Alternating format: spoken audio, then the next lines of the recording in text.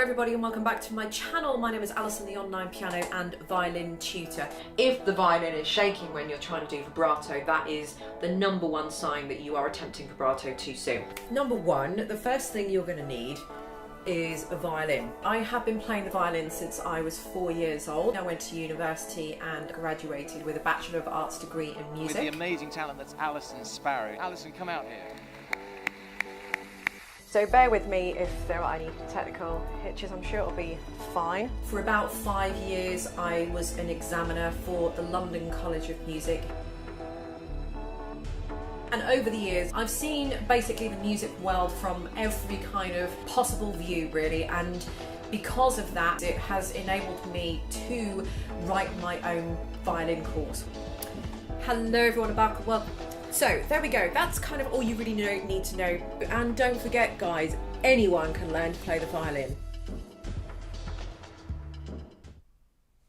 Hello everyone and welcome back to my channel.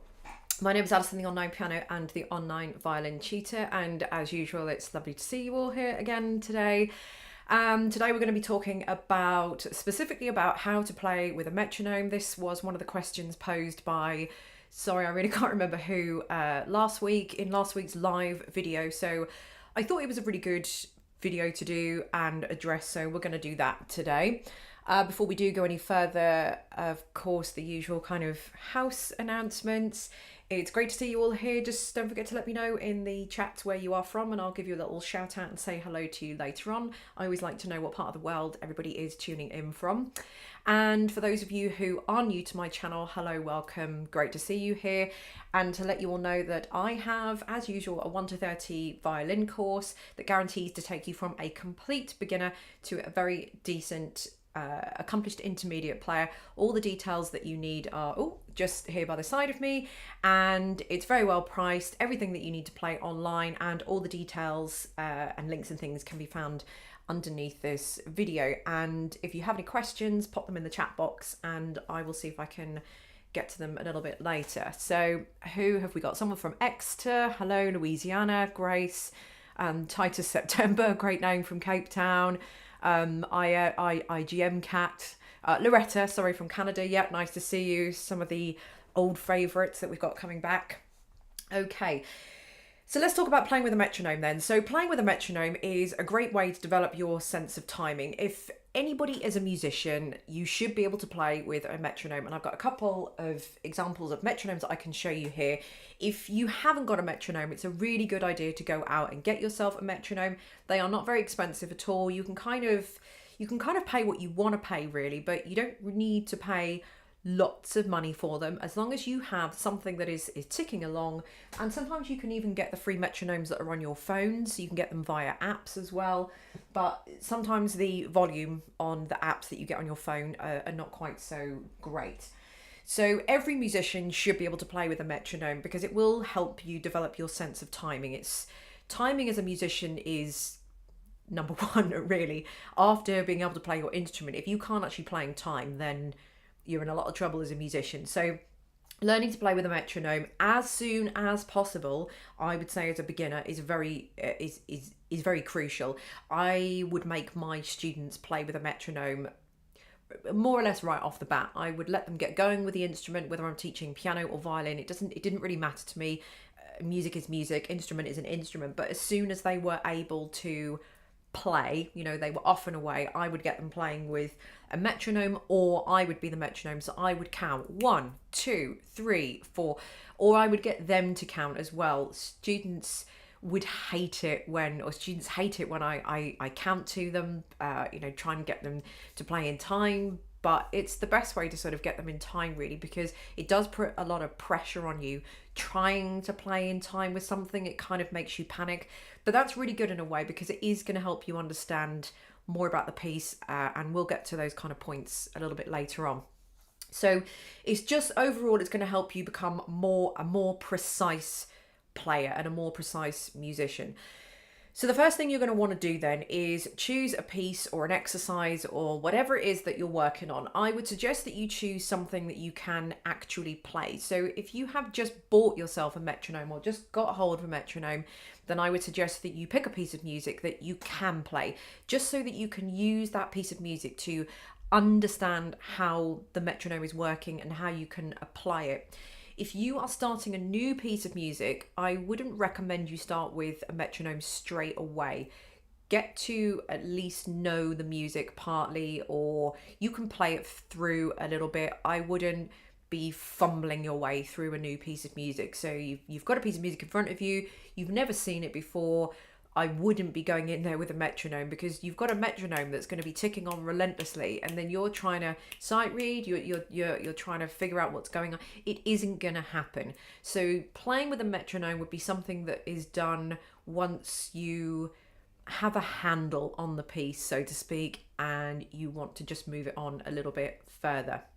So let's just talk very quickly about metronome. So I have two examples here. This is probably my favorite of the two. This is the one I'm going to be demonstrating with today. So this is just a just a digital tuner with a dial that goes round like this, and simply,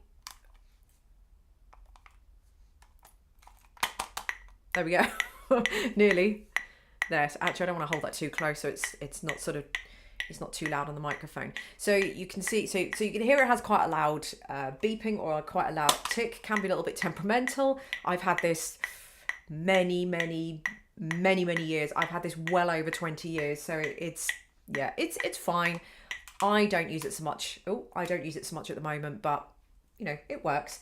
On this one as well, I have a little red light. So the red light is working at the moment and there's no sound on there. Or I can have the red light and the sound. So you don't really need the red light. That's kind of irrelevant. The good thing that I like about this, and if you can find a metronome that has this feature, is that I have at the bottom here, I have the sound, wrong way, I have the sound of an A. So if I'm out and about and I'm tuning my violin, or I haven't got a piano near me and I need to tune my violin, I will turn the dial to the A, and I'm going to hold it back because it's quite loud. And it gives me the sound of an A. Then it's easy for me to just pick up the violin and remember that A. I am ever so slightly flat on my violin, but it's quite warm in here. Then I'm able to tune up the rest of my strings just from that. So that's quite handy to have, but it's not absolutely necessary in a digital metronome. Just get yourself one of these. So I like these because they make quite a loud noise. Or you've got these ones. These can be how deep your pockets are. These can be as expensive as you want them to be. These are wind up, so there's no batteries. There's obviously batteries involved in this one. These are just wind up ones because they work with a pendulum motion. Again, this one is very, very old. This is mahogany wood. So if you want to get these ones, this was handed down to me by a very old friend who has been long deceased now. But this was passed down to me. So this is sort of one of those antique, very expensive ones. But you wind it up here, and at the end of the day,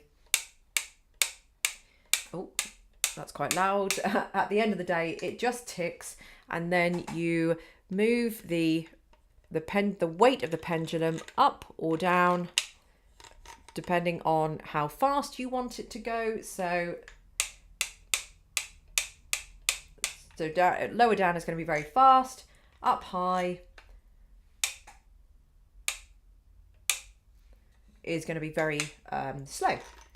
So this one is quite nice because you can actually see the pendulum physically ticking left and right, that you can't actually see on this one, but this one obviously is a little bit more bulky and a bit more cumbersome. I'm going to use this one today because I don't really have anywhere that I suppose I could place it here. This one for me, I don't really find, I'll be honest with you, I don't find 100% accurate. I think just because it's quite old, but if you bought one of the newer ones from Amazon, yours would be absolutely fine. So those are the two options that you've got with that.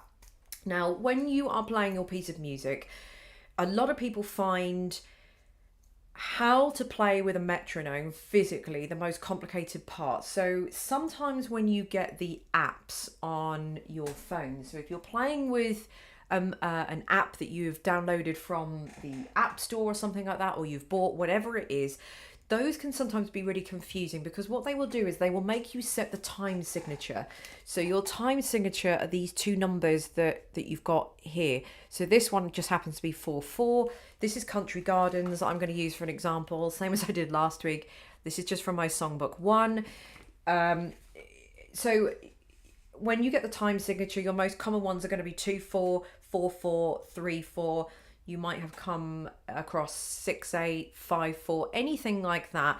Now, when you set the metronome on those apps, they will sometimes want you to put in the time signature.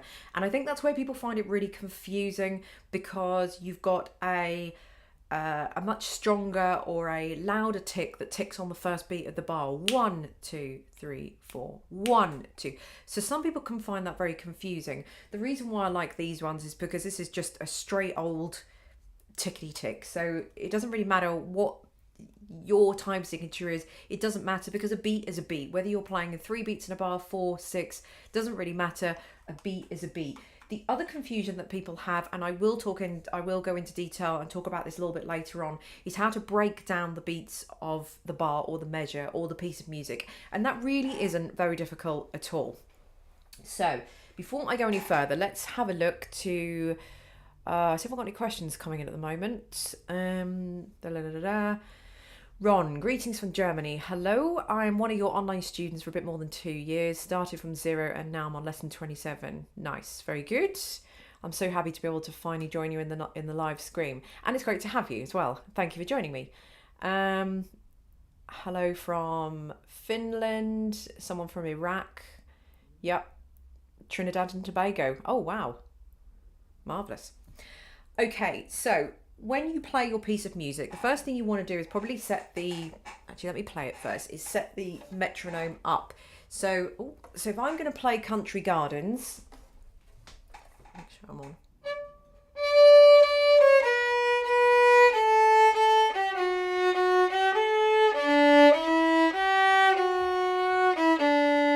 So let's say that's about the speed that I want to play Country Gardens at. Now, I'm just going to find that speed. So I think it was 2, 3, 4, 1, 2.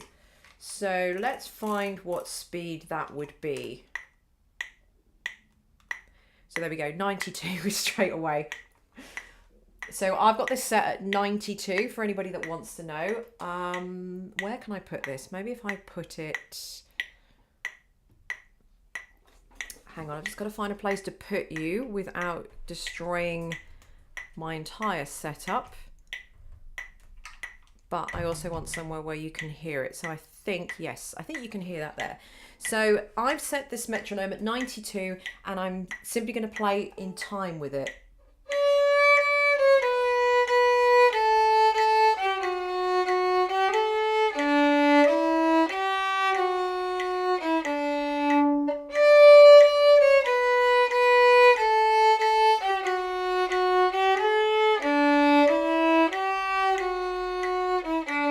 I'm only going to play the first half of it. I'm not going to play any more. So that is it, really. That really is how you play with a metronome. It's not very complicated at all. So that's how you play with a metronome right off the bat. Now, if you want to advance that and you want to sort of make it a little bit more complicated, and this is where I'm probably going to begin answering most of the questions that you guys have with playing with a metronome. If you want to use the metronome to your advantage and you want to use it to highlight any mistakes, then you can set the speed of your metronome just as you've got there and see if it causes you any problems. So the idea with this is that you want to start playing, when you've got the metronome running, start playing your piece of music from start to finish and try and keep it all in time. Try not to miss any beats. Try and keep every single note in time with the beat on your metronome. And that is the aim of the game with that. Now, what it will do is it will highlight any parts that you can't do, any parts that your fingers are getting in a muddle with, any parts that are just particularly troublesome. That's the point where you can actually stop and focus on that little bit. Now, what I would do then is I would suggest that you slow it down. So if we started this at 92, you could slow it down to, I don't know, let's put it at 60. 60 is going to be really slow. Let's put it up there again. So that's quite a bit slower actually, but that would be fine for you guys if you had something that was causing you a bit of difficulty. So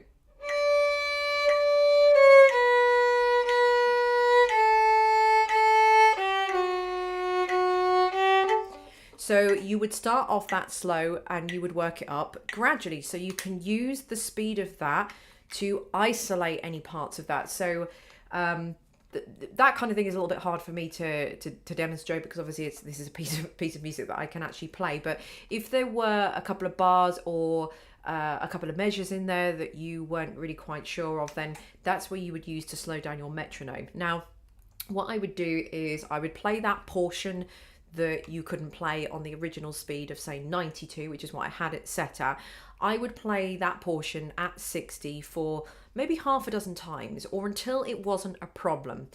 If you go to adjust the speed and you adjust the speed a little bit slower than what you had it originally, where we highlighted the issue that was a problem, then if you can't play it through at that speed, let's say you went from 92, there was a little portion in there, bars 4 and 5, or measures 4 and 5, whatever, that you couldn't do, and you took it down to, let's say, 76, and you still couldn't play it at 76, take it down even slower. So keep going down until you reach a speed that it's not a problem. So you reach a speed where it's so slow that you can play that portion through perfectly fine. That is the speed you need to aim for. And whether that is excruciatingly slow or not, it doesn't matter, because that's got to be the speed. So let's say, for argument's sake, for me, that speed is 60 and I've played it through half a dozen times. No sweat, not a problem, problem solved. Or so we think. What I'm going to do is I'm going to move it up to, let's say, 70. So I've put the dial on 70 now. So now we can hear it's a little bit faster.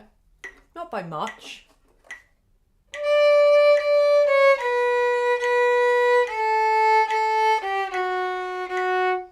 Okay, so that's fine. Let's say we've just done that 6 times. That's still not a problem.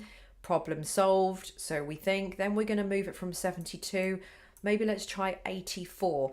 The slower you are, the larger the increments, I would say, because the difference between 60 and 62 is going to be marginal. You're not really going to notice any difference in there. So you might want to go from 60 to 66, 66 to 72. You might want to go up in kind of increments of 5 or 6, something like that.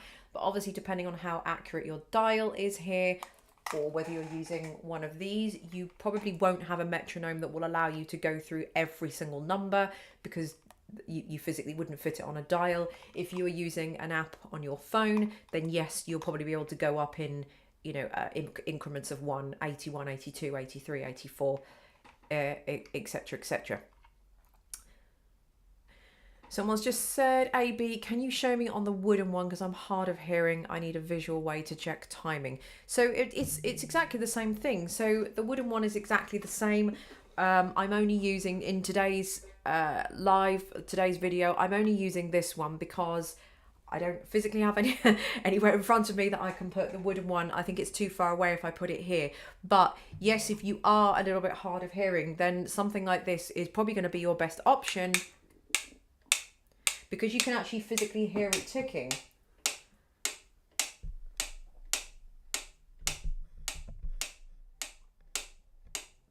So I wonder if you might be able to hear that then.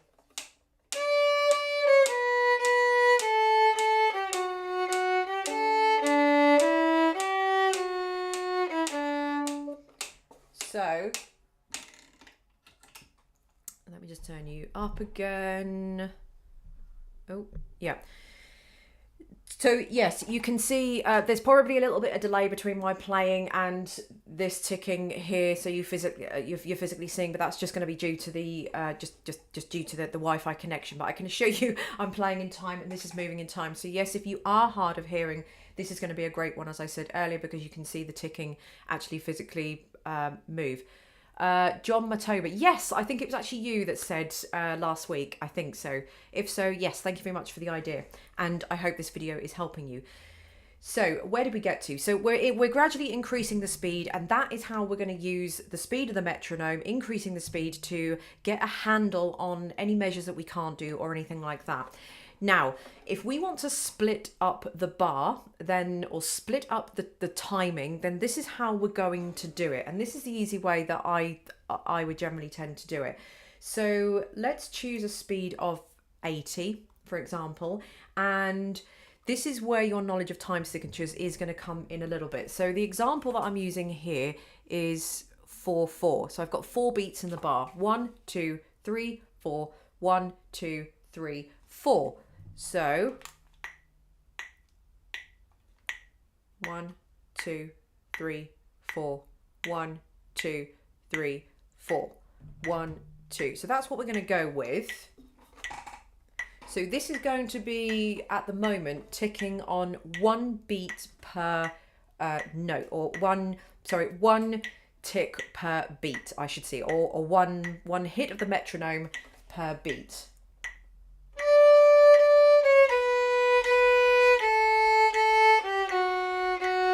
So that's what we're going to be doing. Now, if I want to be double that, and I want it to do 2 ticks per beat, it would have to be tick, tick, tick, tick, tick, tick. So it would almost have to be, let me find it. So we're going to be going double. So I've started it at 80 and I've now got it on 160. Now, if I put it on 160, we're going to be hearing 2 of these clicks per beat in the bar. So if we're doing 1, 2, 3, 4, 2, 3, 4, 1, 2, 3, 4. Now, if I put this up to 160, so which is double, 1, 2, 3, 4, or 1 and 2 and 3 and 4 and 1 and 2 and 3 and 4 and 1, 2, 3, 4, 1 and 2 and 3 and 4 and.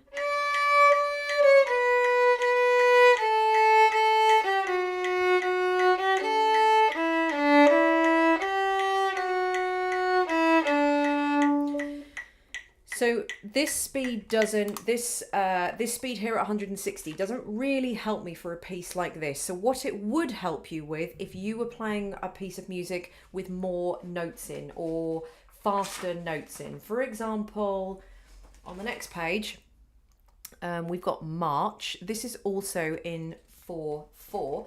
So again, we can have it at, let's set it at 80. So let's set it at 80, and I'm going to play March.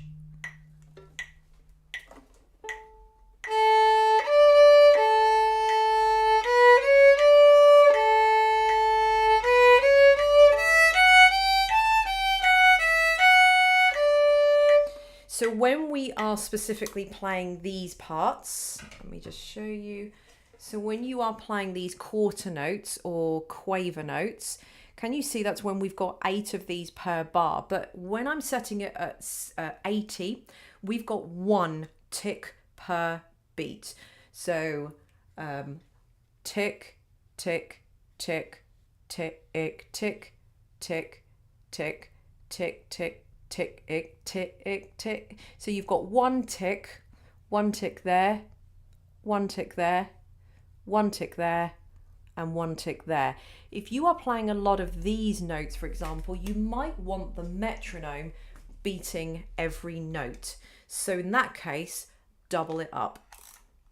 Doubling it up will mean that each one of these ticks is going to equal 1 of these notes, or actually specifically this passage that you've got here. if that's all making sense to everybody. It really isn't as complicated as people think it is, because it sounds like it's fast. It sounds like, oh no, now I've got to, it's one tick per beat. It isn't that. It can be that if you want it to be, but it isn't. So it's just 1 and 2 and 3 and 4 and 1 and 2 and 3 and 4 and 2 and 3 and 4 and.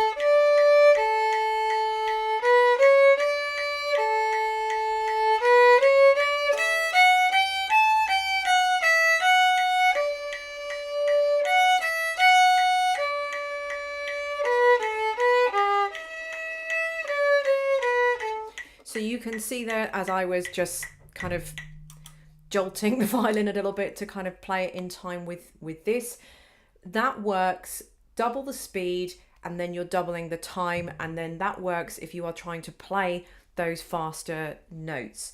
So I hope that kind of explains that kind of part of it, because I think that is what confuses everybody. If you doubled that again, you would be having four of these notes, four of these little ticks per beat, and that's where it gets a little bit complicated. But you don't need to do that if you don't have those kind of notes.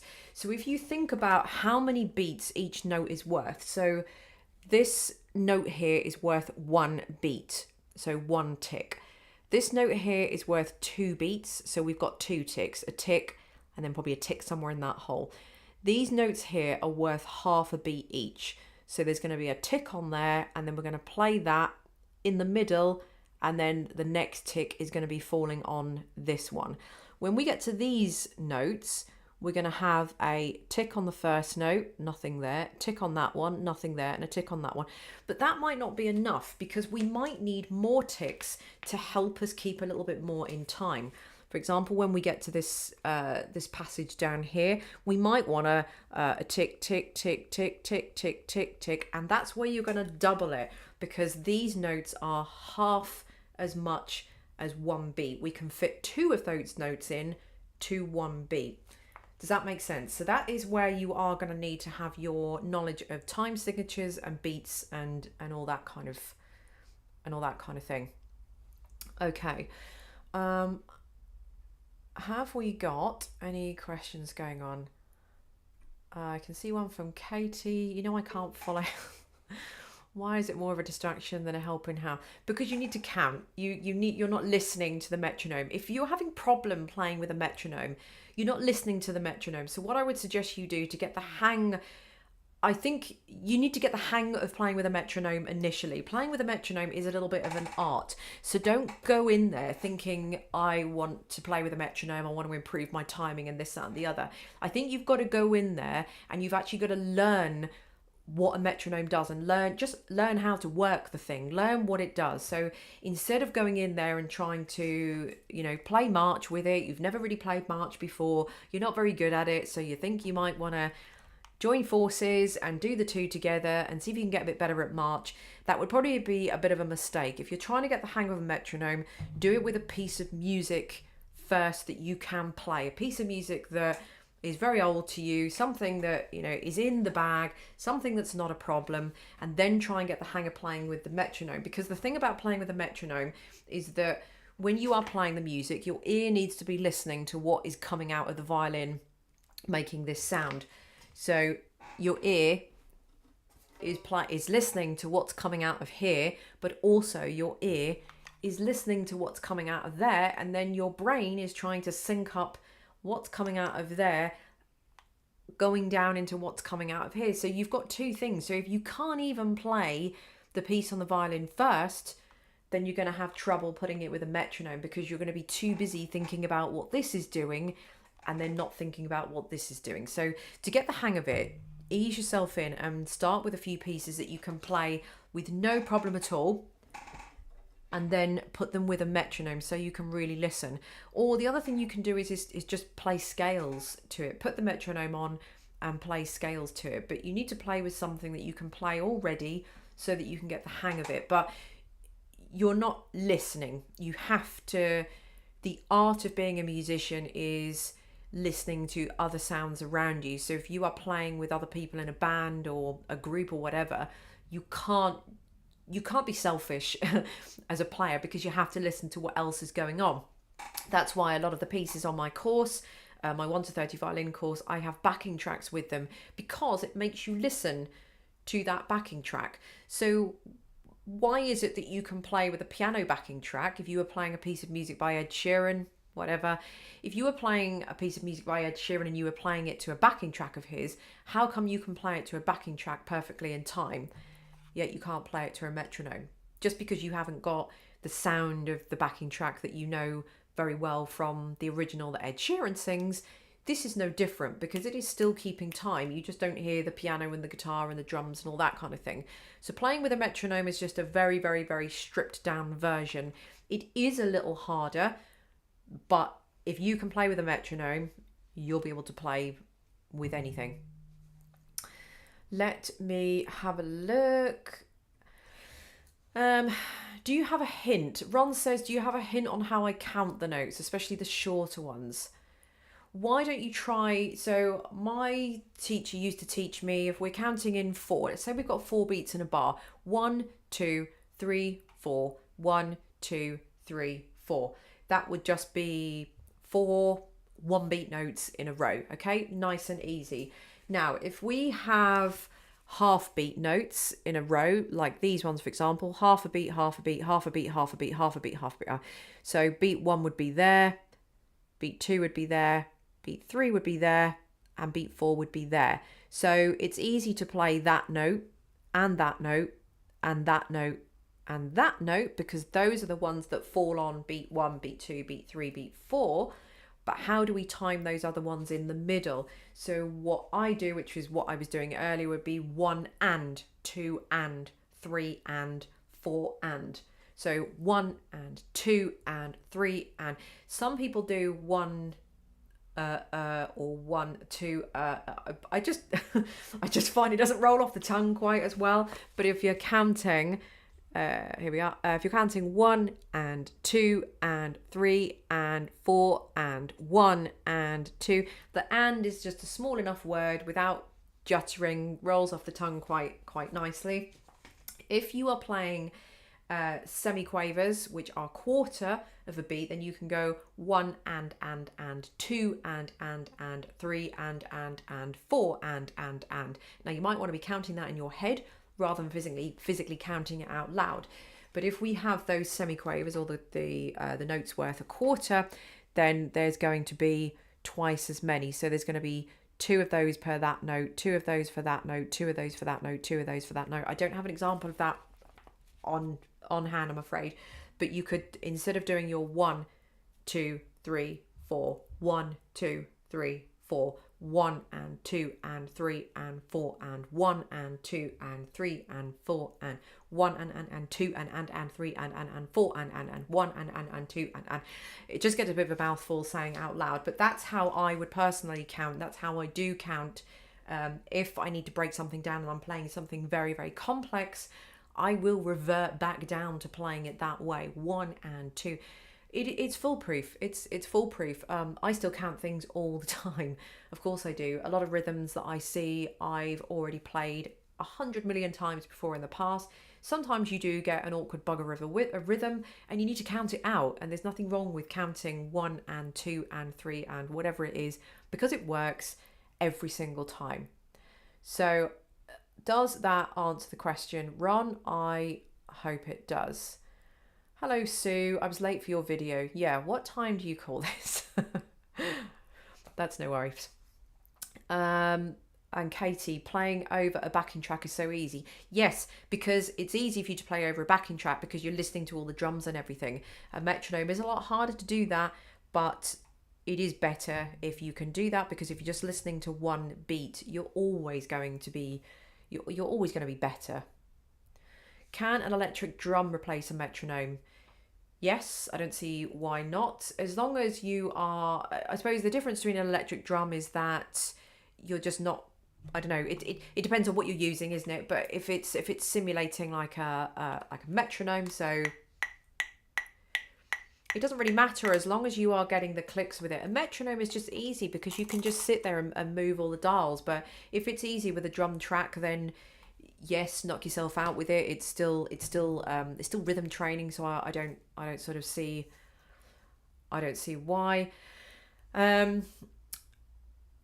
Someone's just said, I was wondering if you had any tips for not hitting strings between the G and the D. It's weird because I know you have no problem between the D and the A, or even the D and the A, which is even closer. So if you're having problems with the with the G and the D, then I would maybe suggest that it might be something to do with the angle of your bridge, possibly, or the angle that you are actually playing, because when you're playing with the G, you need to make sure that this part of your arm is quite far up. So you don't want to be moving the bow up and having your arm down. Remember, everything, the arm is moving, this way, the arm is moving as one. So whatever the wrist is doing, the whole arm. So you can see my arm is tipping up and going round all of the strings. I'm not just doing any of this and keeping my arm here. The whole lot is moving. This whole unit, this whole square from my bow on the string all the way up to my shoulder, everything is moving at a unit. So as a unit. So I would just see where your arm is here and how it is moving. And if that's not a problem, then it's probably, or could potentially be, something that's going on with the bridge. Maybe the bridge needs to be re-angled or something like that.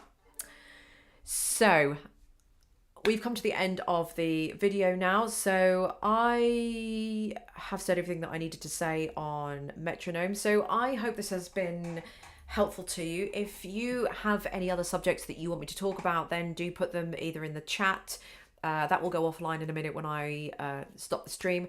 But put them in the comments underneath and I will talk about whatever you guys want me to talk about, really. If you're having problems with anything specifically, this is the whole point of all the lives, so I can help you more and be more interactive. So thank you very much for watching. I would be interested in a session on how to do string crossings. Yes, I can have a look into doing something like that. I did talk about string crossings just a few weeks ago.